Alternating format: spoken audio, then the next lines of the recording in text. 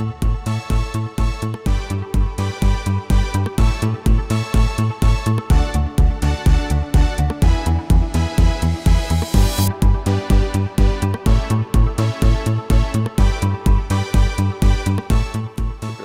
সবাইকে স্বাগত জানাচ্ছি চ্যানেল 24 এর নিয়মিত আয়োজন সুরক্ষায় প্রতিদিনে। এই অনুষ্ঠানে আমরা স্বাস্থ্য এবং স্বাস্থ্য ব্যবস্থার দেশের এবং দেশের বাইরের নানা বিষয় নিয়ে আলোচনা করে থাকি। দীর্ঘদিন ধরে আমরা একটি অতিমারির মধ্য দিয়ে অতিক্রম করছি।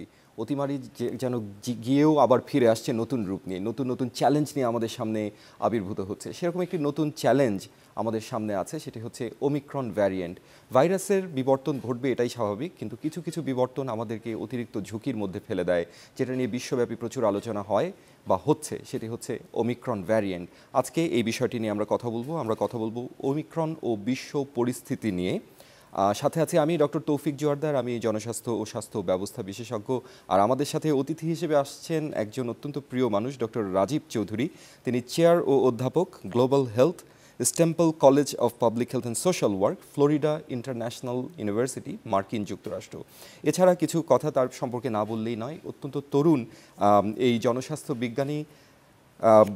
অতীতে কেমব্রিজ বিশ্ববিদ্যালয়ে পড়াশোনা করেছেন, অধ্যাপনা করেছেন, সহযোগী অধ্যাপক হিসেবে ছিলেন এবং বর্তমানে তরুণ প্রজন্মের জনস্বাস্থ্য বিশেষজ্ঞদের মধ্যে একটা অত্যন্ত সম্মানিত অবস্থানে আছেন, যেটি আমাদেরকে অত্যন্ত আনন্দিত এবং গর্বিত করেছে। আমরা চলে যাচ্ছি তার কাছে। ডক্টর রাজীব চৌধুরী, আপনাকে স্বাগত জানাচ্ছি আমাদের অনুষ্ঠানে। কেমন আছেন? ধন্যবাদ তৌফিক, আমাকে আমন্ত্রণ জানানোর জন্য। ভালো আছি, আশা করি আপনিও ভালো আছেন। ধন্যবাদ।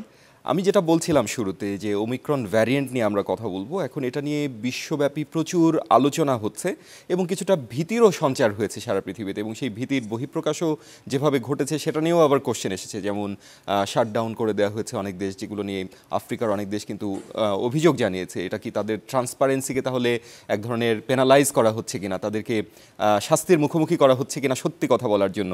তো এই ভ্যারিয়েন্টটির বৈশিষ্ট্য কী এবং এটি নিয়ে কেনই বা এত কথা হচ্ছে, এত আলোচনা সমালোচনা হচ্ছে? ধন্যবাদ তৌফিক। আসলে ওমিক্রনের ব্যাপারটা আমরা প্রথম জেনেছি নভেম্বরের শেষের দিকে, যখন দুটো দেশ, বটসোয়ানাতে নভেম্বরের 11 তারিখে আর সাউথ আফ্রিকাতে নভেম্বরের 24 তারিখে প্রথম কিছু স্যাম্পলের মধ্যে ওরা রিপোর্ট করলেন যে ওমিক্রন, তখন নাম ছিল না, এক নতুন এক ধরনের ভ্যারিয়েন্ট দেখা যাচ্ছে, যেটার সাথে পূর্বের যে আমরা ডেল্টা বা আলফা যে পূর্বের ভ্যারিয়েন্ট গুলো ছিল সেগুলোর সাথে কোনো মিল নেই। এখানে একটা মজার বিষয় হচ্ছে যে বটসোয়ানার যে স্যাম্পল গুলো পাওয়া গেছিল সেগুলো ছিল কিছু ফরেন ডিপ্লোম্যাটদের কাছ থেকে, কিন্তু সেই স্যাম্পল গুলো কালেক্ট করা হয়েছিল এবং সেই ফরেন ডিপ্লোম্যাটরা অ্যাকচুয়ালি বটসোয়ানাতে এসেছিলেন ইউরোপ এবং অন্যান্য আরো পার্শ্ববর্তী বিভিন্ন দেশ হয়ে। তো তারপর যখন এই নতুন ধরনের ভ্যারিয়েন্টটা দেখা গেল, সেটা তারপর সাউথ আফ্রিকা প্রথম 24 নভেম্বর WHO কে জানালো, বিশ্ব স্বাস্থ্য সংস্থাকে, যে এরকম একটা নতুন ধরনের আমরা একটা ভ্যারিয়েন্ট লক্ষ্য করছি।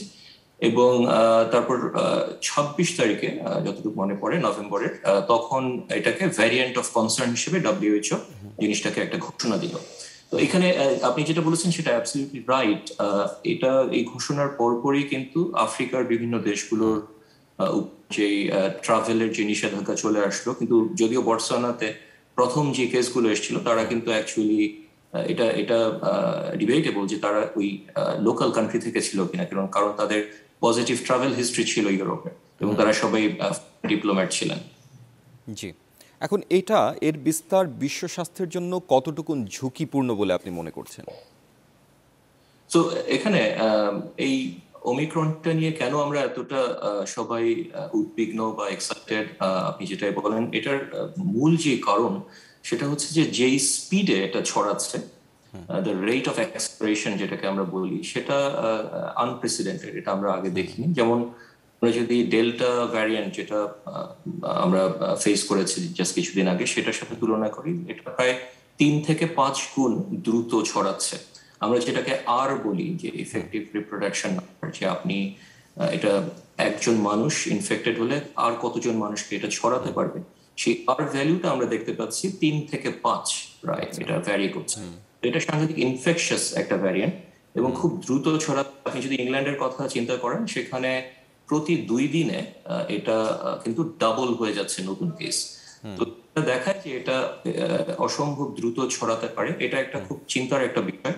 আর ইংল্যান্ডের উদাহরণটা যদি দেই, ইংল্যান্ড হচ্ছে একটা দেশ যেখানে 80%, 80% মানুষ কিন্তু পুরোপুরি ভ্যাকসিনেটেড। জি। তো সেইখানে এরকম একটা ফুললি ভ্যাকসিনেটেড একটা কান্ট্রিতে এখানে এরকম এত দ্রুত জিনিসটা ছড়িয়ে যাচ্ছে। আরেকটা জিনিস লক্ষ্য করার মতো সেটা হচ্ছে যে শুধু স্পিড না, যাদের আগে একবার কোভিড হয়েছে, হ্যাঁ। সার্ভাইভ করেছেন, তাদের মধ্যেও এটা দেখা যাচ্ছে যে it's more about 5 times more likely তারা যে রিইনফেক্ট হবে। তো সুতরাং রিইনফেকশন রেটটাও খুব বেশি দেখা যাচ্ছে এবং খুব দ্রুত জিনিসটা ছড়া। তো যার জন্য আসলে আমার মনে হয় যে বিশ্বের সব দেশের স্বাস্থ্য কর্মকর্তারা এবং পলিটিক্যাল লিডারশিপ সবাই এই জিনিসটা নিয়ে অ্যাজ এ রেজাল্ট খুবই উদ্বিগ্ন। জি। কিন্তু বাংলাদেশের প্রেক্ষাপটটি একটু আলোচনা করবেন? বাংলাদেশের পরিস্থিতি কি, তার ভৌগোলিক অবস্থান, তার সামাজিক যেই রীতিনীতি সবকিছু মিলিয়ে বাংলাদেশের জন্য এটি কতটুকুন ঝুঁকির কারণ? সো বাংলাদেশের ব্যাপারে যদি আসি, আমরা একটা জিনিস যেটা লক্ষ্য করছি যে এই যে ওমিক্রন যে ভ্যারিয়েন্টটা, এটা দেখা যাচ্ছে যে এটার আপনি যদি এর আগের যে ভ্যারিয়েন্ট গুলোর সাথে তুলনা করেন, প্রায় অ্যাবাউট 60 মোর মিউটেশন ওভারঅল, এবং তার মধ্যে অ্যাবাউট 30 to 32 নিউ মিউটেশনস, বা যেটাকে আমরা বলি যে জেনেটিক স্ট্রাকচারে যে চেঞ্জ হয়ে যায়, সেগুলো হলো সেই স্পাইক প্রোটিন বলে যে জায়গাটা সেখানে। এবং এই স্পাইক প্রোটিনেই দেখা যাচ্ছে কিন্তু আপনার ভ্যাকসিন গুলো কিন্তু এই জায়গাটাকেই ভাইরাসের টার্গেট করে। তো এখন আমাদের দেশের কথা আমরা যদি চিন্তা করি, এখানে এমনিতেই ভ্যাকসিনেশন যেটা, সেটা রেট কিন্তু আমি বলবো যে এখনো অপ্রতুল। আমি যতটুকু জানি 87% বাংলাদেশের মানুষ দুটো শট ভ্যাকসিন পেয়েছে। এখানে একটা বড় একটা প্রপোর্শন অফ পিপল এখনো কিন্তু আমাদের দেশে আনভ্যাকসিনেটেড। তো এটা একটা বড় সমস্যা। সেকেন্ড হচ্ছে যে যারাও ভ্যাকসিন পেয়েছেন তাদের ক্ষেত্রে দেখা যাচ্ছে যে 6 মাসের অধিক হয়ে গেছে সেকেন্ড ডোজ পেয়েছেন, কিন্তু অনেক মানুষ আছেন স্পেশালি যারা ভালনারেবল, এল্ডারলি, বয়স্ক মানুষ বা ফ্রন্ট হেলথ ওয়ার্কার যারা আছেন। এখন এই ওমিক্রন যেটা আমরা দেখছি অন্যান্য দেশের ডেটা থেকে, তাতে করে দেখা যাচ্ছে যে প্রথম কথা হলো যে এটা যেহেতু ওই স্পাইক প্রোটিন অঞ্চলে তার প্রচুর জেনেটিক মিউটেশন হয়েছে, ভ্যাকসিন যেটাকে আমরা বলি ভ্যাকসিন ফেইলিয়ার যেটা, সেটা হচ্ছে এক নম্বর। আর 2 নম্বর হচ্ছে যে এটা হচ্ছে তাদের ক্ষেত্রেই বেশি যারা হয়তো 6 মাসের অধিক হয়ে গেছে, তারা লাস্ট ভ্যাকসিনের শটটা পেয়েছেন। তো সেই কারণে আমি মনে করি যে আপনি যদি এই ব্যাপারটা যদি চিন্তা করেন এবং তার সাথে যদি আমরা একটা খুবই ঘন জনবসতিপূর্ণ একটা একটা দেশে আমরা থাকি এবং সেখানে জীবন এবং জীবিকার কারণে আমাদেরকে অনেক বেশি হয়তো মিশতে হচ্ছে, বাইরে যেতে হচ্ছে, আমরা সেইভাবে আমাদের যে সোশ্যাল ডিস্টেন্সিং বা অন্যান্য প্রিভেনশন সেগুলো করতে পারছি না, জিনিসগুলোকে যদি আমরা একসাথে তুলনা করি তাহলে এটা ডেফিনেটলি এটা একটা চিন্তারই বিষয়। আর প্লাস আমাদের দেশের স্বাস্থ্য ব্যবস্থা যেটা, আমাদের দেশের ইনফ্রাস্ট্রাকচার, আমাদের দেশের নাম্বার অফ হসপিটালস, সেটাও হয়তো আপনি পাশ্চাত্যের সাথে তুলনা করলে অনেক অপ্রতুল। তো এই জিনিসগুলো যদি আমরা একসাথে করি তাহলে ব্যাপারটা অবশ্যই আমি মনে করি যে চিন্তার বিষয়। এখন কোভিড-19 এই ভ্যারিয়েন্টটি নিয়ে এখনো পর্যন্ত আসলে তথ্য উপাত্ত তৈরি হচ্ছে, এখনো যথেষ্ট পরিমাণে আমাদের হাতে নেই। কিন্তু এরপরও যে যতটুকু উপাত্ত আমাদের হাতে আছে তার ভিত্তিতে অন্যান্য যে ভ্যারিয়েন্ট অফ কনসার্নগুলো আমরা আগে দেখেছি, বিশেষ করে ডেল্টা বা বেটা কিছুটা টু সাম এক্সটেন্ট, এগুলোর সাথে এর পার্থক্যের জায়গাগুলো ঠিক কোথায়? আপনি কিছু কিছু বলেছেন ইতিমধ্যেই, বাট আরও কিছু পার্থক্য আছে কিনা? সো অফকোর্স প্রথম পার্থক্য হচ্ছে যে যে মিউটেশনের জায়গাটা বললাম সেটা অনেকটা বেশি মিউটেটেড, অনেকটা বেশি চেঞ্জ হয়ে গেছে। তার জন্য ভ্যাকসিন গুলো ঠিক করে কাজ করবে কিনা, যে অ্যান্টিবডি সেটা ঠিক করে কাজ করবে কিনা, এটা একটা বড় চিন্তা। এবং অলরেডি আমরা এভিডেন্স যেটা দেখছি সেটা হলো যে ডেল্টার সাথে কম্পেয়ার করলে আপনার ওমিক্রন 3 to 5 টাইমস বা 3 থেকে 5 গুণ বেশি ইনফেকশনের চান্স থাকছে। হংকং এ একটা নতুন স্টাডি ওরা রিপোর্ট করেছে, সেখানে দেখাচ্ছে যে আমরা যে ব্রঙ্কাস এরিয়া যেটাকে আমরা বলি রেসপিরেটরি ট্র্যাক্ট, সেইখানে দেখা যাচ্ছে যে আপনার 70 টাইমস মোর লাইকলি আপনার এই ওমিক্রন টু মানে ভেরি কুইকলি স্প্রেড ওই ওই এলাকাটাতে compare to the previous variants. আর ভ্যাকসিনের যদি আসি, দুটো শট ভ্যাকসিন যাদের দেওয়া হয়েছে তাদের অ্যান্টিবডির সাথে যদি তুলনা করা হয় 6 মাস আগে যাদের সে হয়েছে, দেখা গেছে যে তাদের অ্যাকচুয়ালি আপনি যে ভ্যাকসিনের কথাই চিন্তা করুন না কেন, ফাইজার থেকে শুরু করে অ্যাস্ট্রাজেনেকা, মডার্না, সেগুলোর দেখা যাচ্ছে যে এফিকেসি হচ্ছে বিটুইন 0 to 33-34%। আর কিন্তু বুস্টার যাদেরকে দেওয়া হয়েছে, তখন বুস্টার দেওয়ার পরে কিন্তু সেই এফিকেসিটা বেড়ে 80% চলে যাচ্ছে। তো সেটা হলো একটা জিনিস।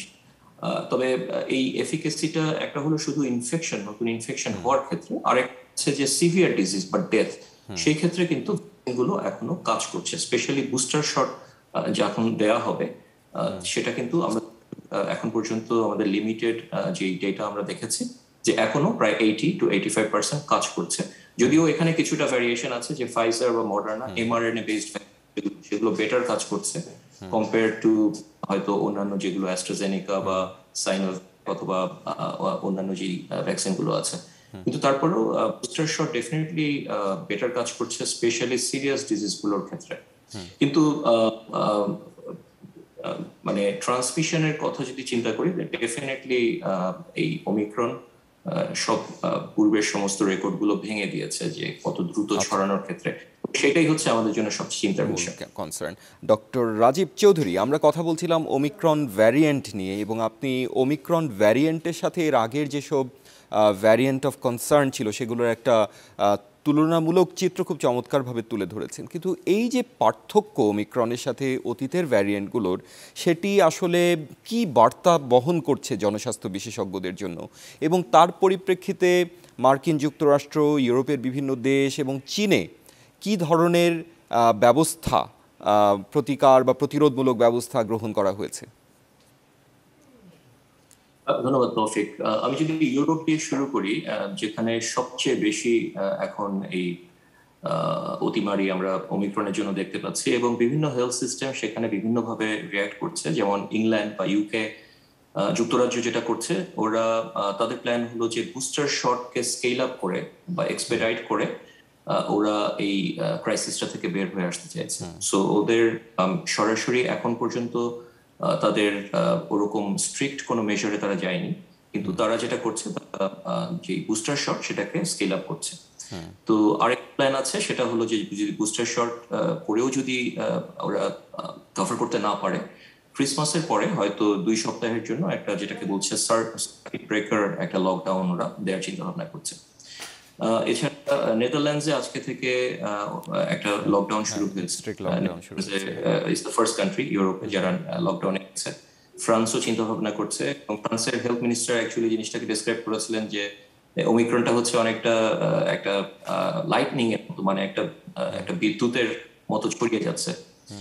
আমেরিকাতে কেস ধরা পড়েছে যথেষ্ট, যদিও রেট যে মানে যেটাকে আমরা বলি যে রেট অফ অ্যাক্সেলারেশন হয়তো ইউরোপের মতো সেরকম না, কিন্তু 50টা স্টেটের মধ্যে 40টা স্টেটে অলরেডি ওমিক্রন ভাইরাস আছে। এখন সেইভাবে কোনো ধরনের ডিসাইসিভ কোনো স্টেপ বাইডেন গভর্নমেন্ট এখনো নিতে পারেনি, but I think they are also thinking in line of Europe. China খুব ইন্টারেস্টিং একটা কেস। চায়নাতে এখন পর্যন্ত আমি যতটুকু জানি 2টো ওমিক্রন কেস তারা রেখেছে, কিন্তু চায়নাতে শুরু থেকেই তাদের একটা খুব অ্যাগ্রেসিভ একটা জিরো কোভিড পলিসি চালু আছে।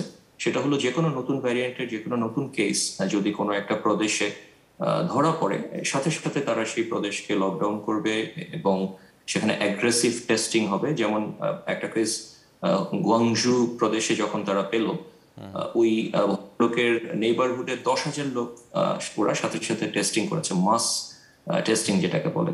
এবং এখন ওদের যে সামনে নিউ ইয়ার আসছে, ওরা কিন্তু ট্রাভেল রেস্ট্রিকশন করেছে চায়নাতে। সো চায়নার response is always very aggressive, কিন্তু এটা প্রথম দেখেছি যখন কোভিড-19 উহানে যখন শুরু হলো। তো এখানে চায়নার একটা রিস্কও আছে আবার, সেটা হলো যে শুরু থেকে কোভিড-19 এর কেসেস কিন্তু কম্পারেটিভলি অন্যান্য দেশের সাথে তুলনা করলে অনেক কম এই জন্য, যার জন্য ওদের যে ইমিউনিটি যেটা তৈরি হয়েছে সেটা মেইনলি ওদের ভ্যাকসিন ইনডিউসড ইমিউনিটি। এবং এইটা হয়তো ওমিক্রনের ক্ষেত্রে একটা প্রবলেম হতে পারে, কারণ আমরা সাউথ আফ্রিকাতে দেখেছি, যদি সাউথ আফ্রিকা ইংল্যান্ডের সাথে কম্পেয়ার করি, সাউথ আফ্রিকার কেসের সিভিয়ারিটি কিছুটা কম হচ্ছে, হসপিটালাইজেশন কিছু কম হচ্ছে, কিন্তু ইউকেতে কিন্তু অনেক বেশি হচ্ছে। তো এখানে একটা যুক্তি আছে যে সাউথ আফ্রিকার ডেমোগ্রাফিক কিছুটা ডিফারেন্ট, মানে ইয়াঙ্গার পপুলেশন, জি। সেখানে হয়তো মানুষদের একটা ন্যাচারাল একটা ইমিউনিটি আছে। তো যেই জিনিসগুলো কিন্তু ভারতবর্ষে বা বাংলাদেশেও কিন্তু কিছুটা মানে হয়তো অ্যাপ্লিকেবল হবে। চায়নাতে কিন্তু সেই জিনিসটা, কারণ চায়নাতে আসলে খুব কম কেসই ছিল কম্পেয়ার যদি করি, যে গত 2 বছরের স্ট্যাটিস্টিক্স যদি আমি কম্পেয়ার করি, সেই জিনিসটা একটা আছে। বাট মানে এক একটা দেশ definitely depending on their Jio political structure ওরা রেসপন্স করছে, but most of the countries ওরা কিন্তু ওমিক্রনকে একটা খুব সিরিয়াসলি নিয়েছে। সিরিয়াসলি নিয়েছে। আপনি কথা বললেন সেগুলোতে। আচ্ছা, আমরা বিশ্বের বিভিন্ন দেশের প্রতিক্রিয়াগুলো জানলাম, কিন্তু বাংলাদেশের প্রেক্ষাপটটা তো অনেকটাই ডিফারেন্ট। আমাদের সোশিও ইকোনমিক প্রেক্ষাপট, আমাদের অনেক মানুষ ইনফর্মাল সেক্টরে কাজ করে, তাদের জীবন জীবিকা সব কিছু মিলিয়ে কিন্তু আমাদের পরিস্থিতিটা, আপনি আসলে কিভাবে এটাকে বিবেচনা করবেন এবং বাংলাদেশের প্রেক্ষাপটে ওমিক্রনের প্রতিরোধ কিভাবে ঘটতে পারে বলে আপনি মনে করেন? আমার কি মনে হয় পদক্ষেপ, যে হ্যাঁ, কি পদক্ষেপ নেওয়া উচিত বাংলাদেশে? ডেফিনেটলি প্রথম পদক্ষেপ যেটা খুব ইম্পর্টেন্ট সেটা হলো যে আমাদের ভ্যাকসিনেশন স্কেল আপ করা, স্পেশালি বুস্টার ডোজ। আমি জানি যে বাংলাদেশে বয়স্ক মানুষ যারা ভালনারেবল গোষ্ঠী যারা আছে তাদেরকে কিন্তু ভ্যাকসিন দেওয়া হয়েছে, ফ্রন্টলাইন হেলথ ওয়ার্কারদের ভ্যাকসিন দেওয়া হয়েছে, কিন্তু অনেকেরই কিন্তু ভ্যাকসিন 6 মাসের বেশি হয়ে গেছে। তো ওমিক্রনের যতটুকু স্ট্যাটিস্টিক্স জানি যে এরা কিন্তু আবার ভালনারেবল হয়ে গেছে এই মানুষগুলো। সো আমি যতটুকু শুনেছি যে এখন 50 লক্ষ ভ্যাকসিন আছে, সরি 50 মিলিয়ন ভ্যাকসিন ডোজেস আছে, অ্যানাদার 50 মিলিয়ন বোধ হয় বাই নেক্সট আসবে অ্যাবাউট এপ্রিল। তো I think this are really good steps. So vaccination হচ্ছে প্রথম। দ্বিতীয় হলো যে ট্রাভেল রেস্ট্রিকশন, যেটা অলরেডি গভর্নমেন্ট করেছে আফ্রিকার বিভিন্ন কান্ট্রির সাথে, কিন্তু যারা আসছেন বিভিন্ন দেশ থেকে বাংলাদেশে তাদেরকে ঠিক করে কোয়ারেন্টাইন করা, ঠিক করে টেস্টিং করা, সেই জিনিসগুলো যদি স্ট্রিক্টলি করা যায়, বর্ডার কন্ট্রোল যেটাকে বলে, তাহলে কিন্তু আমরা জিনিসটা যেন খুব বেশি কমিউনিটি স্প্রেড হয়ে না যায়, সেটা হয়তো একটা চান্স থাকবে যে জিনিসটা কন্টেইন করার। এটা কিন্তু আমার মনে হয় যে গভর্নমেন্ট, আমি শিওর যে ওরা they are very aware of this. So that is another thing. Thirdly আরেকটা জিনিস যেটা আমার কাছে মনে হয় যে খুব ইম্পর্টেন্ট বাংলাদেশে, সেটা হলো যে আমাদের যে জিনোম সার্ভিলেন্স যেটা, সেই জিনিসটা আমার মনে হয় যে খুব ইম্পর্টেন্ট। এখন পর্যন্ত আমাদের যত স্যাম্পল আমরা কালেক্ট করি সারা দেশে, আই থিঙ্ক লেস দেন 0.3% এটা জিনোম সিকোয়েন্সিং করা হয়। সো এই জিনিসটা বাড়াতে হবে, না হলে আমরা কিন্তু নতুন কোনো ভ্যারিয়েন্ট কিভাবে ছড়াচ্ছে বা কিভাবে নতুন কোনো এমার্জিং ভ্যারিয়েন্ট আসছে, এই জিনিসটা আমরা কিন্তু ধরতে পারবো না। তো সেটাও আমি মনে করি পাশাপাশি খুব ইম্পর্টেন্ট। বাট এটা ডেফিনেট যে ওমিক্রন যে স্কেল অফ, যে রেট অফ অ্যাক্সিলারেশন যেটা, এটা খুবই হাই, এবং বাংলাদেশে যদি জিনিসটা কমিউনিটি স্প্রেড হয় ডেফিনেটলি এটা খুব দ্রুত ছড়াবে। আর যখনই আমরা যেটাকে বলি স্ট্যাটিস্টিক্সের ভাষায় যে ডিনোমিনেটর যখন অনেক বড় হবে, তখন যদি 10 লক্ষ লোকের ইনফেকশন হয় আর যদি 1 লক্ষ লোকের ইনফেকশন হয়, তাদের একটা পোর্শন কিন্তু হাসপাতালে যাবেই। এবং ক্ষেত্রে আমাদের যে রিস্কটা থেকে যাবে সেটা হলো যে আমাদের হেলথ সিস্টেম ওভারফ্লো করা।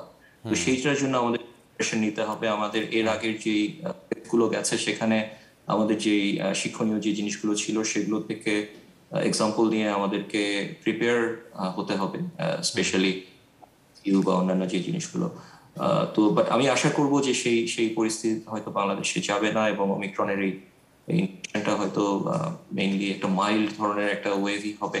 বাট তারপরেও আমরা যেটা ইউরোপে যেটা দেখছি, অন্যান্য জায়গায় যেটা দেখছি, তাতে করে কিন্তু মনে হচ্ছে যে বাংলাদেশের এখনো সময় আছে এবং জিনিসগুলো স্টেপ নেওয়ার, যে জিনিস আমি যে ধাপগুলোর কথা বললাম, হয়তো সেগুলো নিলে উইল বি বেটার অফ। জি, আপনি প্রথম পদক্ষেপ হিসেবে ভ্যাকসিনেশনকে র্যাম্প আপ করার কথা বলছিলেন, কিন্তু আমার যেটা প্রশ্ন, যে ভ্যাকসিন যেহেতু এখানে অনেক মিউটেশন হয়েছে, এখানে ভ্যাকসিন কতটুকুন কার্যকর হবে, এবং সেই সাথে আরেকটা জিনিস জানতে চাই যে ভ্যাকসিনকে টুইক করার কোনো সুযোগ আছে কিনা, অর্থাৎ ভ্যাকসিনের গতি মানে প্রকৃতিতে কোনো পরিবর্তন আনার সুযোগ আছে কিনা, যেটা হয়তো ওমিক্রনের বিরুদ্ধে আরও বেশি কাজ করতে পারে, এরকম কোনো সম্ভাবনা বা এটার আদৌ কোনো প্রয়োজনীয়তা আপনি দেখেন কিনা?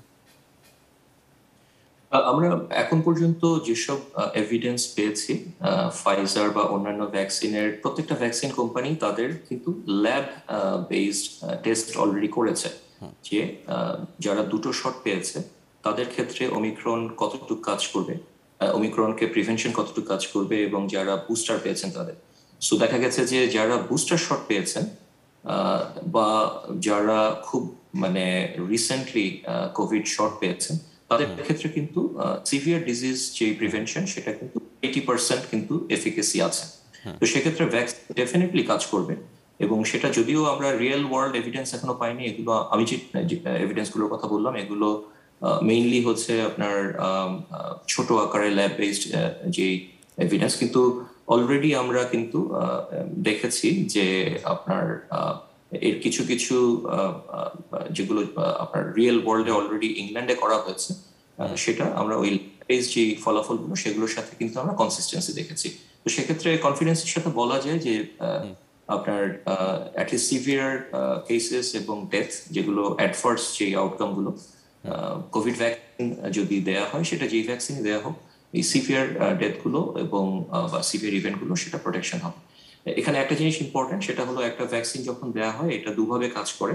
একটা হলো আপনার অ্যান্টিবডি তৈরি করে যেটা হলো ফার্স্ট লাইন অফ ডিফেন্স আমরা বলি, আর এটা হচ্ছে আপনার যেটা আমরা বলি যে টি সেল, সেই টি সেলকে গ্রো করে এবং এটা একটা লং টার্ম একটা প্রতিরক্ষা দেয়। এবং এই টি সেলটা একটু অন্যরকম, এটা যখন গ্রো করবে এটা কিন্তু আপনার যে কোনো শুধু যে একটা ভ্যারিয়েন্টের এগেনস্টে কাজ করে তা না, এটা একটা ব্রড একটা প্রোটেকশন দেয়। এবং সেক্ষেত্রে আমরা আশা করছি যে ভ্যাকসিনে যে টি সেল মেডিয়েটেড যে ইমিউনিটি রেসপন্স আমরা আশা করি ভ্যাকসিন থেকে সেটা যদি কাজ করে সেক্ষেত্রে কিন্তু আরো আমার মনে হয় যে প্রোটেকশনের লেভেলটা স্ট্রঙ্গার হবে। আরেকটা যে প্রশ্ন আপনি করলেন যে টুইক করা যাবে কিনা বা চেঞ্জ করা যাবে কিনা ভ্যাকসিনটাকে যাতে করে এই ওমিক্রন স্পেসিফিক ভ্যারিয়েন্টটাকে টার্গেট করা যায়, অবশ্যই টুইক করা যায়। প্রত্যেকটা ভ্যাকসিনই আপনার নতুন যখন একটা ভ্যারিয়েন্ট আসে সেই ভ্যারিয়েন্টের জন্য সেটাকে পরিবর্তন করা যায়।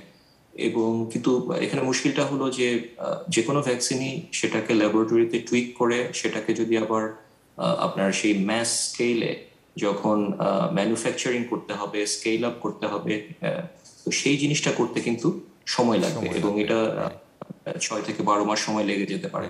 তো দ্যাট ইজ দ্য চ্যালেঞ্জ হয়তো আমাদের জন্য। কিন্তু অ্যাটলিস্ট যদি রিসেন্ট বুস্টার শট দেওয়া হয় সেটা ডেফিনেটলি সিভিয়ার ডিজিজ এবং আপনার ডেথ যেটা সেটার ক্ষেত্রে এটা যথেষ্ট ইফেক্টিভ হবে, এটার এভিডেন্স আমরা লক্ষ্য করেছি। ডক্টর রাজীব চৌধুরী, আমরা কথা বলছিলাম ওমিক্রন ভ্যারিয়েন্টের বিস্তার নিয়ে। আমরা একটা কথা যারা গ্লোবাল হেলথ নিয়ে কাজ করি তাদের প্রায় শুনতে হচ্ছে বা বলা হচ্ছে যে ওমিক্রনের যেই বিস্তার ঘটেছে সেটি হচ্ছে বৈষম্যপূর্ণ বিশ্ব স্বাস্থ্য ব্যবস্থার একটি পরিণাম। অর্থাৎ গোটা পৃথিবীতে ভ্যাকসিনের প্রাপ্যতার ক্ষেত্রে যে বৈষম্য সৃষ্টি হয়েছে তার কারণেই এরকম একটি পরিস্থিতি সৃষ্টি হয়েছে, ওমিক্রনের মতো নতুন ভ্যারিয়েন্টের সৃষ্টি হয়েছে বা ভবিষ্যতে অন্য কোনো ভ্যারিয়েন্টের আবির্ভাব ঘটতে পারে। তো এই বক্তব্যটির সাথে আপনি কতটুকুন একমত বা দ্বিমত পোষণ করেন বা কথাটি কতটুকুন বৈজ্ঞানিকভাবে সিদ্ধ সেই বিষয়টি আপনার কাছ থেকে একটু বুঝতে চাই।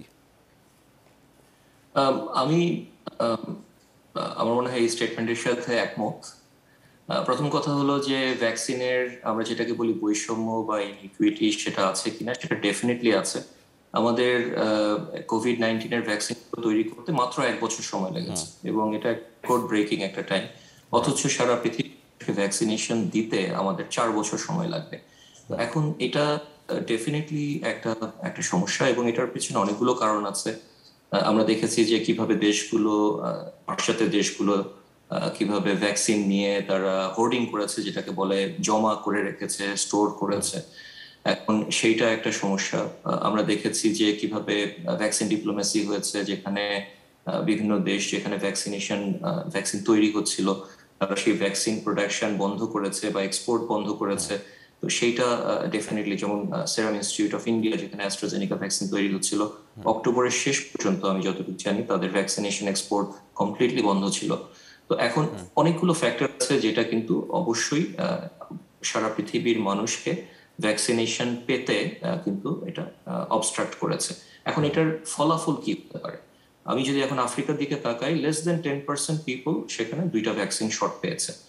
বলা যায় যে African continent is basically unvaccinated. ঠিক আছে, একটা পপুলেশনের মধ্যে যখন এ ধরনের একটা জীবাণু, একটা ভাইরাস ঘুরে বেড়াবে, এটা খুবই ন্যাচারাল একটা প্রসেস যে ভাইরাসটা পপুলেশন থেকে পপুলেশনে যখন এটা স্প্রেড করবে সেই ভাইরাসটার মধ্যে তখন একটা ন্যাচারাল সিলেকশন যেটাকে বলে সেটার কারণে সেটা কিন্তু পরিবর্তিত হবে বা মিউটেটেড হবে, চেঞ্জ হতে থাকবে। তো রাইট। এখন আমরা তো বেশি সময় ধরে সারা পৃথিবীর মানুষকে আনভ্যাকসিনেটেড রাখবো, তত নতুন নতুন মানে ভ্যারিয়েন্ট কিন্তু এটা চলে আসবে। এবং এটা একটা ন্যাচারাল একটা বায়োলজিক্যাল প্রসেস এই আপনার যে প্যাথোজেন কমিউনিটিতে, এবং এটা আমরা আগেও বিভিন্ন সময় দেখেছি এবং এটা এক্সপেক্টেড। এই যে আজকে যে ওমিক্রনের কথা হচ্ছে, এটা যে আসবে, এই ধরনের একটা ভ্যারিয়েন্ট যে মানে তৈরি হবে, এটার ব্যাপারে কিন্তু আমরা 1 বছর আগেই আমরা কথা বলেছি যে যদি খুব আমরা যদি ভ্যাকসিনেট করতে না পারি সারা পৃথিবীকে, this will be a problem. So so আমি পুরোপুরি এগ্রি করি যে ভ্যাকসিনের, আমি বলবো যে এটা মানে এটা ডেফিনেটলি একটা একটা সোশ্যাল ইনজাস্টিস, এটা গ্লোবাল ইনজাস্টিস। আমি এটা অনেকবার বিভিন্ন ফোরামে বলেছি যে স্বল্প উন্নত বা মধ্য আয়ের দেশগুলোর জন্য যে জিনিসগুলো ভ্যাকসিনের যে বৈষম্যটা হয়েছে, এটা ডেফিনেটলি এটা এটা একটা বড় ফ্যাক্টর আজকে আমরা যে পজিশনে আছি। এবং আজকে যে পাশ্চাত্য দেশগুলো সাফার করছে, এর পেছনে ওরা নিজেরাও স্বীকার করছে যে আংশিকভাবে হলো তারা নিজেরাই দায়ী। সো এটা একটা ইংরেজিতে কথাই আছে যে no one is safe until everyone is safe. তো সেটা ডেফিনেটলি একটা ব্যাপার। আরেকটা বিষয় বলতে চাই, সেটা হলো যে ভ্যাকসিন তৈরি হওয়ার পরে, ভ্যাকসিন যখন পৃথিবীর বিভিন্ন দেশে এটাকে সাপ্লাই চেইন যেটা তৈরি করতে হবে এবং সেটাকে সাপোর্ট করার জন্য যে ইনফ্রাস্ট্রাকচার দরকার, সেখানেও কিন্তু বৈষম্য আছে। এটা আরেকটা সমস্যা। এবং এটার পেছনে আমি আবার বলবো যে আমাদের যে ভ্যাকসিন প্রডিউসিং যেই এক্সপার্টস আছেন, তাদেরকে কিন্তু গত 30 বছর ধরে ডব্লিউএইচও বা অন্যান্য আপনার দেশের রিপ্রেজেন্টেটিভরা বলে আসছেন যে কেন এরকম টেকনোলজি তৈরি করি না যে টেকনোলজি খুব সহজ স্কেল আপ করা যাবে।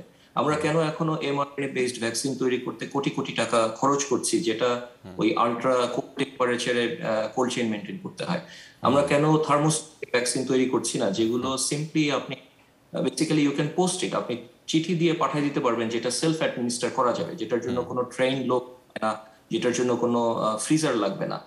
এখন যেটা প্রপোজাল যেটা করা হচ্ছে এবং যেটা নিয়ে অলরেডি কাজ চলছে, সেটা হলো যে যেটাকে বলে থার্মোস্ট্যাটিক, যেখানে আচ্ছা।